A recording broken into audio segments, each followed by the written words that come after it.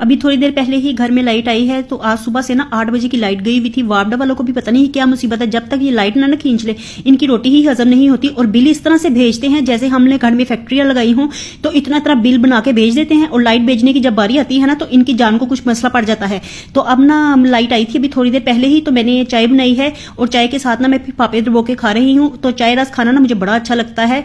सुबह के नाश्ते में अगर चाय में रस ना खाऊं तो मुझे भी चैन नहीं आता है। और आजकल ना हम लोग एक ही ड्रामा देखने में लगे हुए हैं, तो दिन रात सुबह शाम ना बस इसी ड्रामे को देखने में लगे हुए हैं। और सारी किस्तें तकरीबन हमने देख ली हैं, थोड़ी सी रह गई हैं।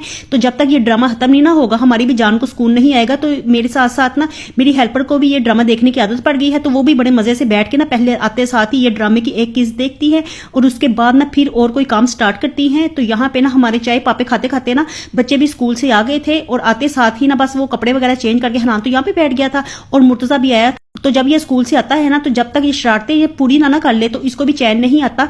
तो यहाँ पे ना बस मैं इसको कह रही थी कपड़े चेंज कर लो, कपड़े चेंज कर लो, लेकिन ये मेरी बात सुन ही नहीं रहा था, उछल कूद कर रहा था, शरारतें करी जा रहा था। तो जब तक इसकी शरारतों का कोटा पूरा नहीं होगा ना, तो ये फिर दूसरा कोई काम नहीं करेगा।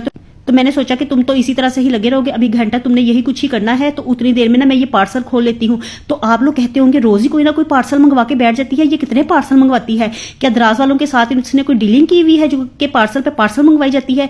तो अब मैं एक्चुअली आप लोगों को बताती हूँ कि जब दराज पे सेल लगती है ना, तो हम लोग बिल्कुल पागल हो जाते हैं। जो लेडीज होती है ना और जिनको घर की चीजों का बड़ा ज्यादा शौक होता है, तो दराज की सेल में ना वो लोग पागल हो जाती हैं।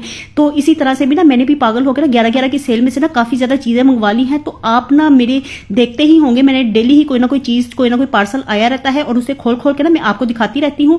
तो ये ना मसाले की डब्बियां आई थी, तो मसाले की डब्बियां मेरे पास पहले भी थी, लेकिन पता है मैंने उसके साथ क्या किया, वो इतनी ज्यादा गंदी हुई हुई थी ना कि मैंने कहा कि उनको धो के साफ कर लेती हूँ। ग्रीस उस पर चढ़ी हुई थी, तो मैंने ना उसको गर्म पानी में डबो दिया। और जब मैंने थोड़ी देर बाद आके देखा ना, तो वो उनके जो ढक्कन थे ना वो सारे के सारे पिघले हुए थे। तो हालांकि इसमें मेरा कसूर तो कोई नहीं था, मैंने तो उनका फायदा ही सोचा था कि नहा धो के साफ हो जाएंगी और रंग रूप इनका निखर जाएगा, लेकिन शायद उनको साफ होना पसंद ही नहीं आया था, तो इसलिए पिघल ही गई थी। तो फिर मैंने उस वक्त सोचा कि लो जी एक नया खर्चा पड़ गया है, तो अब मुझे नई डब्बियां मंगवानी पड़ी हैं। और इनको तो मैंने धो के रख दिया था और अब ना मैं दही को जाग लगाने लगी थी। तो अगर घर में दही जमानी हो ना, तो आप ये ट्राई कीजिएगा कि जो पैकेट की दही या फिर वो जो डब्बे की दही मिलती है ना, अगर उसकी जाग लगाई जाए ना, तो बड़ी ही मजेदार गाढ़ी गाढ़ी और इतनी मीठी दही बनती है ना।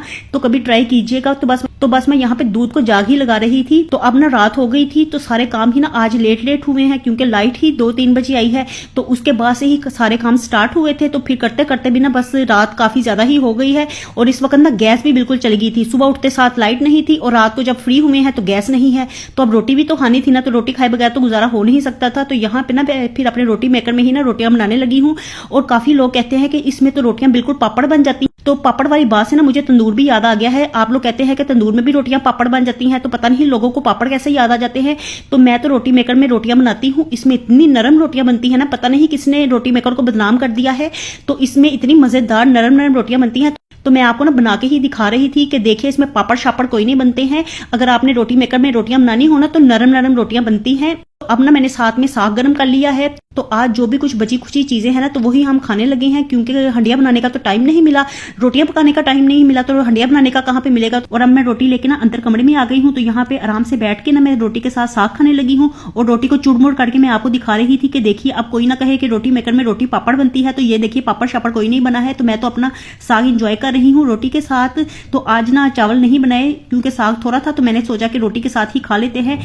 और अगर आप लोगों ने भी अभी तक रोटी नहीं खाई ना, तो लीजिए एक नवाला मेरी तरफ से आप लोगों के लिए।